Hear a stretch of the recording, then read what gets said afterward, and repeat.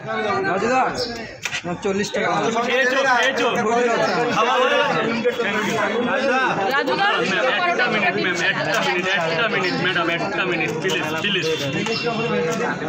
তিনটে পরোটা দাদা বলো দাদা তিনটে আছে চারটে অনলাইন কোনটাই করুন চারটে লোক আছে কোনটা করে দেবো চারটে লোক আছে রাজুদা আমাদের মতো ব্লগাররা ফুড ব্লগাররা এত তোমাকে বিরক্ত করে, অন্য জায়গায় হলে তো সবাই রাগ করে, তোমার তো বিরক্তিবোধ হয় না? তুমি কি করে এত ধৈর্য নিয়ে থাকো? দেখো ফুড ব্লগাররা ছিল বলেই তো আজকে আমার এই জায়গা, এই চেনা জানা এত লোকের পরিচয়।